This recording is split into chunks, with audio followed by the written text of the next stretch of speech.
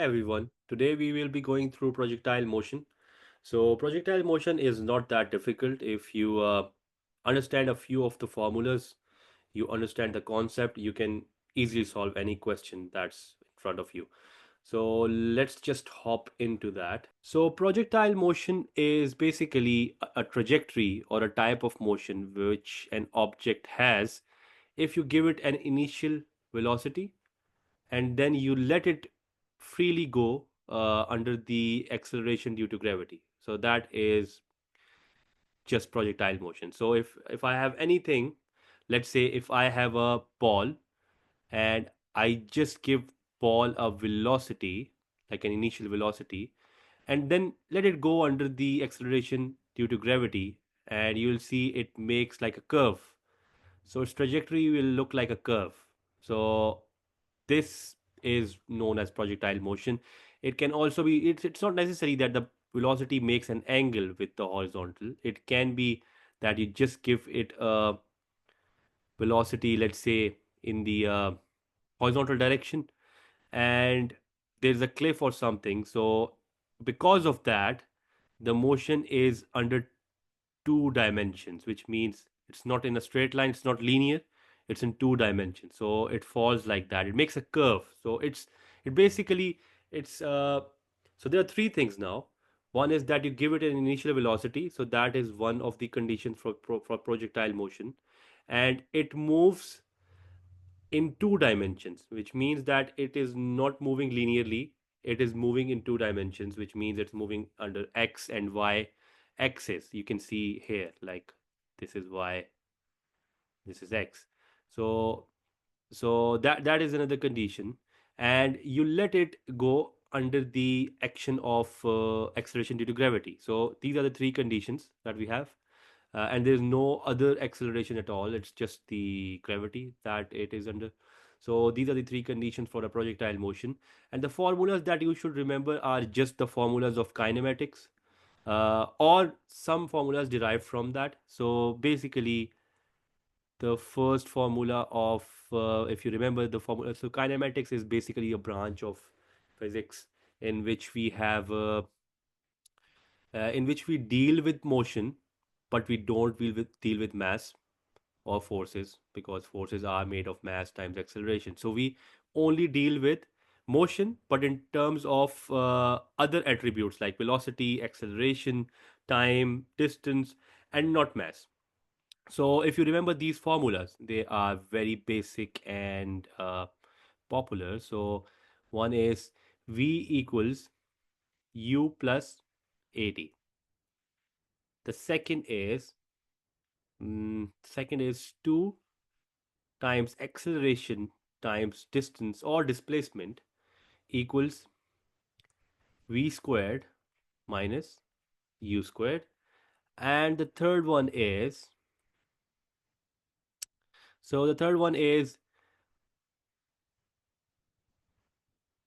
V equals, oh sorry, it's not V, it's S equals, let me just put that down. S equals UT plus half AT squared. So if you know these three formulas, you can easily derive the formulas for projectile motion. So this is one of the things that you need to remember. The other thing that you need to remember for a projectile motion is three conditions. One condition is uh, give object an initial velocity. What was the second condition? Second condition was the object moves in two dimensions. And the third condition was only acceleration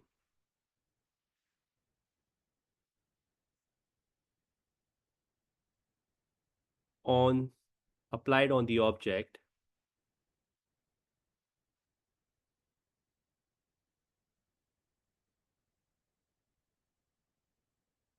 is acceleration due to gravity. So these are the three conditions for projectile motion. These are the three formulas which we will use, or we will use these formulas to derive new formulas for projectile motion.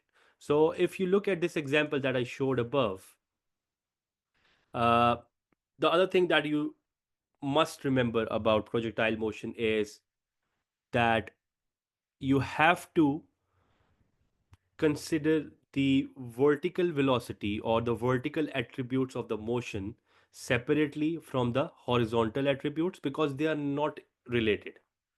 So if you deal with them separately, you basically make the problem easier for you. So if you see the thing, it's a ball or any object that's moving like that.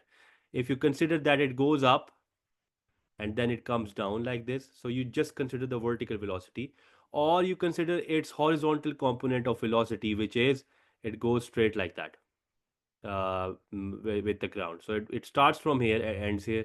It makes the problems very easy for you.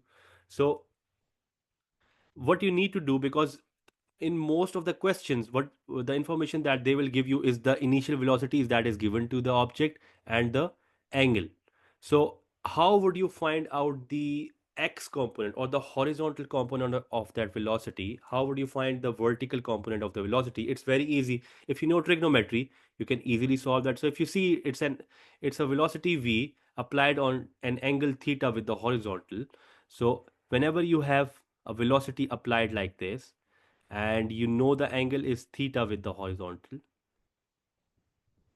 so you can split the velocity into its horizontal component as well as vertical component. So you can see this one plus this one. So basically I can write this is Vx,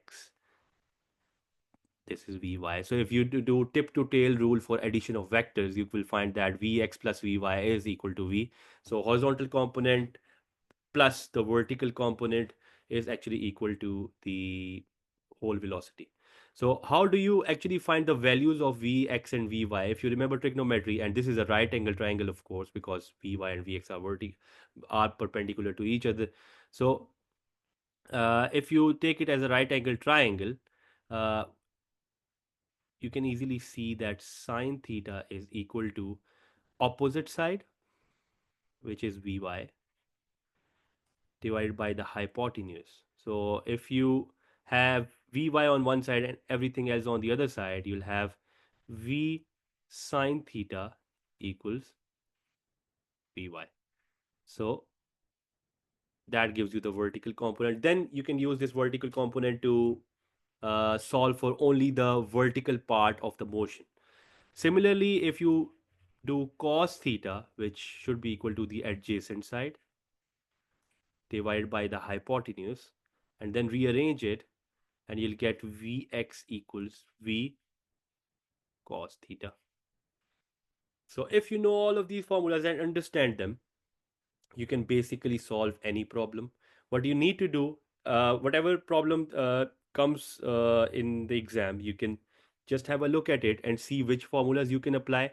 My method of doing it is that I first of all see what they want us to find.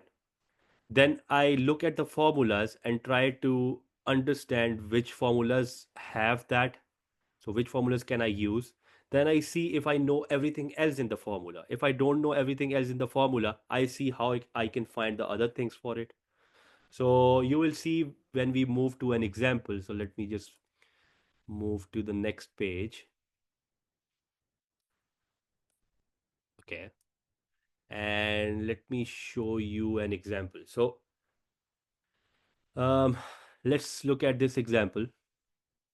So, an athlete throws a javelin from a height of 1.8 meters with a velocity of 21 meter per second at an upward angle of 45 degrees to the ground. How far is the javelin thrown? So, what is the information that we have? The information that we have is the information that we have is that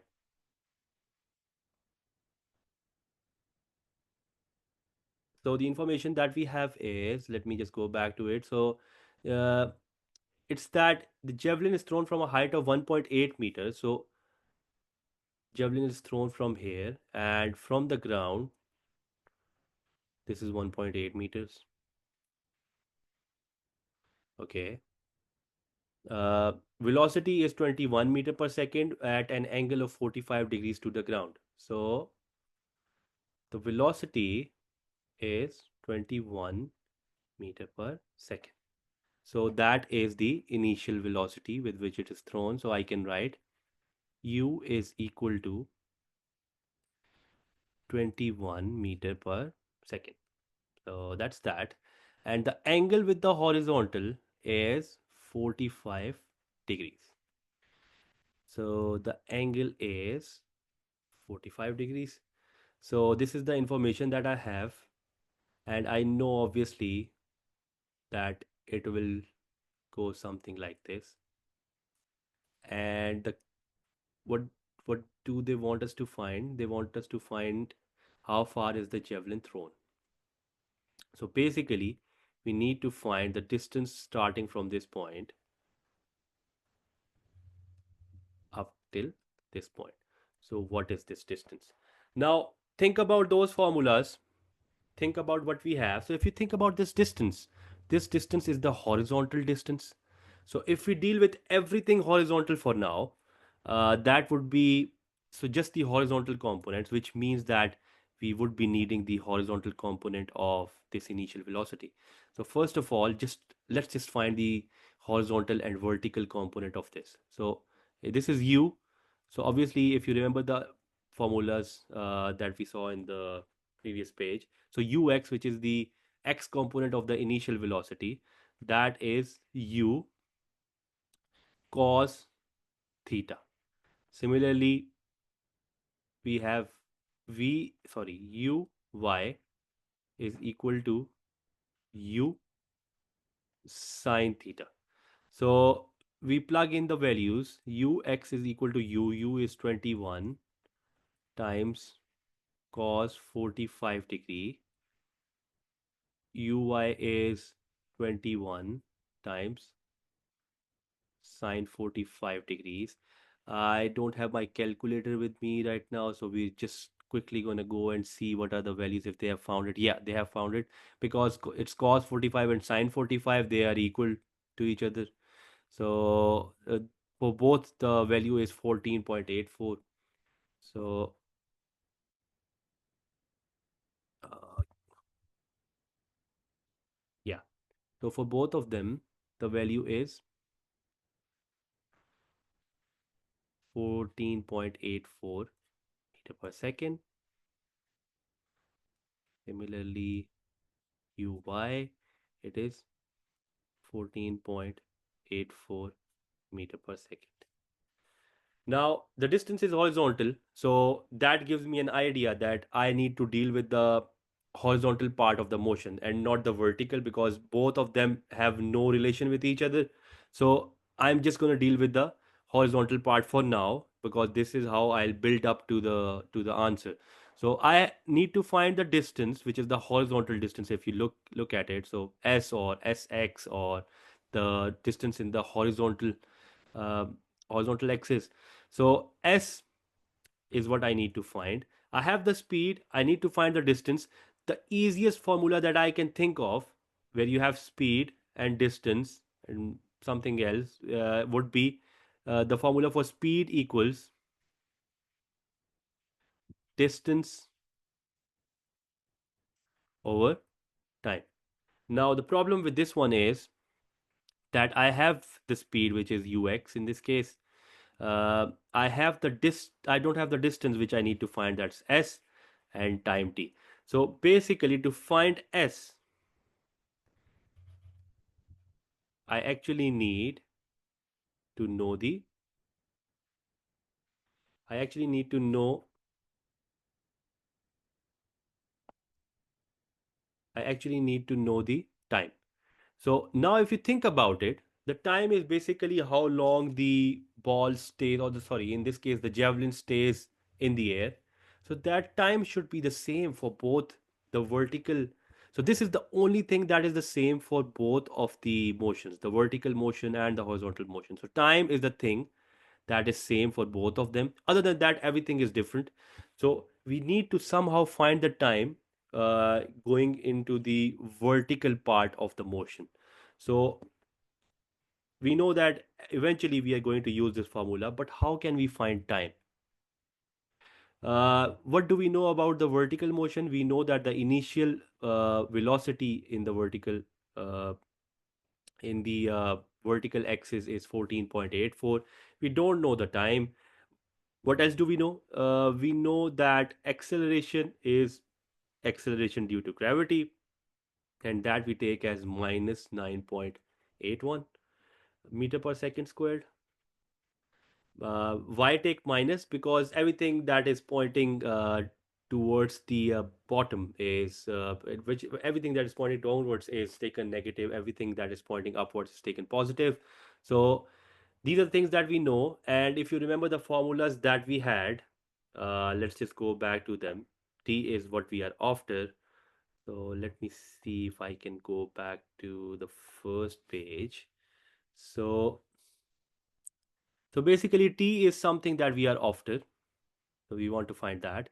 So if you look at all of these formulas, the most suitable formula out of them, which has the which okay, one thing I forgot to write there. We know another thing about the vertical component.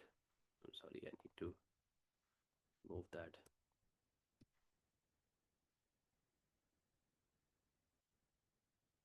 Yeah, the other thing that we know about the vertical motion is the total displacement it covers.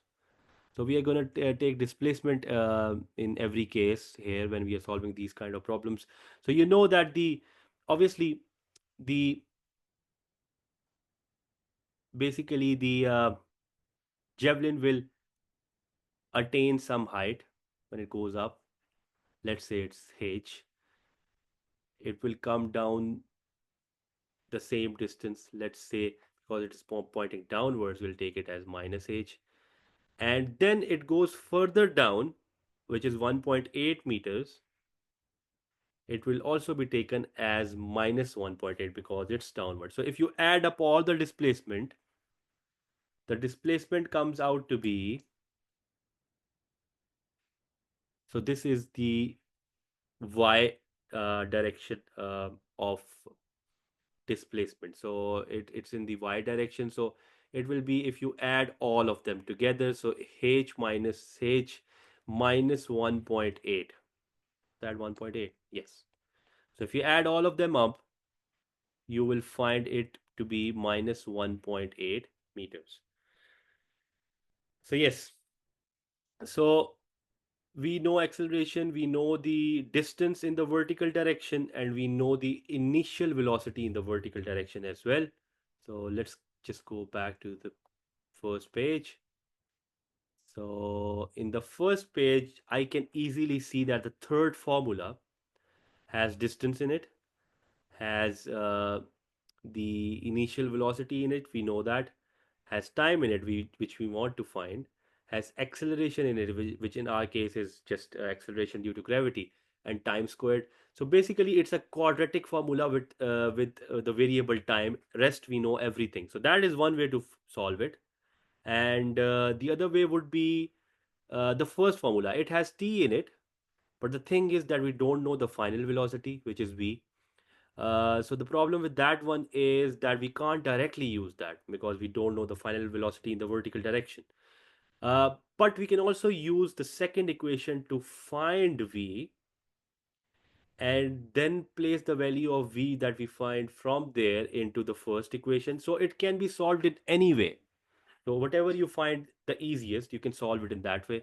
So for me, the easiest way would be to solve this quadratic equation, but sometimes we don't have a calculator that we can use to solve the quadratic formula or quadratic equation, because sometimes we have to apply the quadratic formula. In this case, we would need to apply the quadratic formula because everything will be in the terms of decimals. So I just want to avoid that. And to avoid that, what I'll do is it can be done in that way. The answer will be totally right. But I'll just try to avoid the quadratic formula. So I'll just go to equation 2, uh, find the final velocity using that, then place the value of final velocity in the vertical direction into the first equation and find time from there. So let's just apply this formula then. So let me just go back to page 2. So what was the formula? So the formula was 2as equals v squared minus u squared. So let me just, yeah. So again, plugging in the values. So we need to find v squared, so I can bring everything else on the other side. 2as equals, I can bring the minus u squared on this side. It will be plus u squared. In this case, it's the vertical component of the initial velocity. So if you want to write uy here, that's totally fine. Uh, so it will be 2s plus u squared equals v squared. Now we can take the square root on both the sides. So it will be 2as plus u squared equals v. Now whenever we take the square root on the side which is not a complete square, v squared was a complete square, but this side is not. So we would have to take the positive value as well as the negative value. So just plug in the values. So 2 times the acceleration, which is acceleration due to gravity, that will be minus 9.81, uh, times the distance it travels. So the distance overall is minus 1.8. So that's minus 1.8 plus u squared. U was, so the initial vertical velocity was 14.84 pointing upwards. So that's a positive. So 14.84 squared, and that is with plus and a minus. So don't have a calculator again. So let's see if the book has done it in our way. So yeah, so the answer comes out to be 15.99. All right. So if you solve it, the answer comes out to be 15.99 plus minus 15.99. So if you think about it, the final velocity, the final vertical velocity, would it be pointing in the downward direction or would it be pointing in the upward direction? Obviously, it will be pointing towards the downward direction because you can see the trajectory. It's actually going down. So the vertical component, the final velocity's vertical component will also be pointing downwards. So you must take the negative value and it would not be positive. Hence, your answer, the positive one, you have to exclude, so you just take the negative value, and the negative sign is just telling us that it is pointing downward. So we have found the velocity. We are after time. So if you remember, the other formula that we can use is v equals u plus at. So again, we know everything. We just need to calculate t. So we'll just take u on the other side. Will become v minus u over a equals time. So time is, so v is pointing upwards. So v is pointing, sorry, v is the final velocity. It's pointing downwards. So it's minus 15.99. And then we have minus u. U was pointing, the initial vertical velocity was pointing upwards and it was 14.84. So it would be 14.84. The negative sign was in the formula. It's not telling us the direction. It was just in the formula. The velocity is positive, the initial vertical velocity, because it is pointing upwards. Acceleration is, so acceleration is just acceleration due to gravity and it is pointing downwards. So it will be a negative value as well. So if you solve it again, I'll just look at the answer if they have done it in our way. Um, Unfortunately, they have not. So I'll just quickly open my calculator here. Just give me 1 second.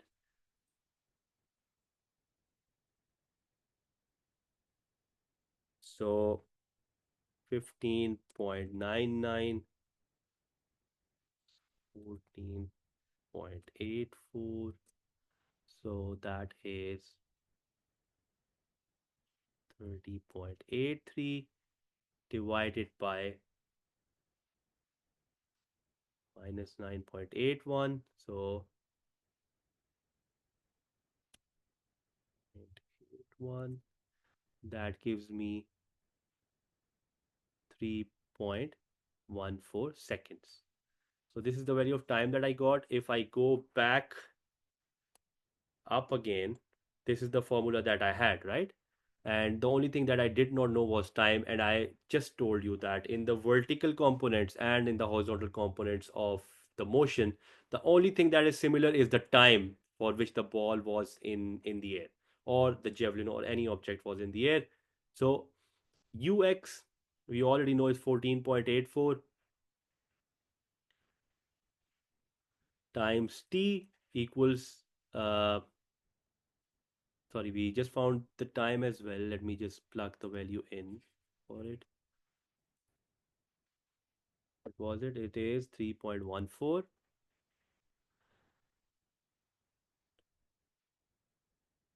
That is equal to the distance. Let me just multiply that. So that is 14.84. And that comes out to be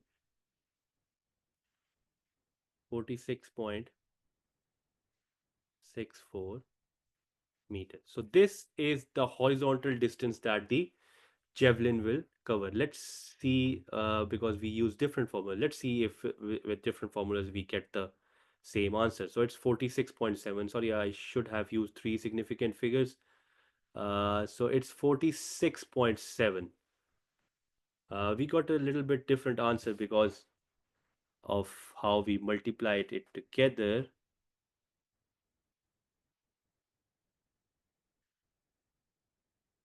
But I think in the exam it should be all right, because they always give you plus or a minus for one of the significant figures. So that should be fine. So this is how, so these are the only formulas that you will need to solve for the projectile motion. And you can easily choose, pick and choose whichever formula that you think is good for you and you feel confident about it. At the end of the day, you should just know the rules that horizontal components of the motion and vertical components of the motion have no, like they don't overlap with each other. Only thing that is common in both of them is the total time for the object to be in the air before it comes to a stop. So only time makes them have something in common. Otherwise, you can easily solve separately for the vertical components, easily solve separately, apply the equation separately for the vertical component, and just find whatever is asked in the question. I hope this video was useful for you. I'll see you in the next one. Thank you.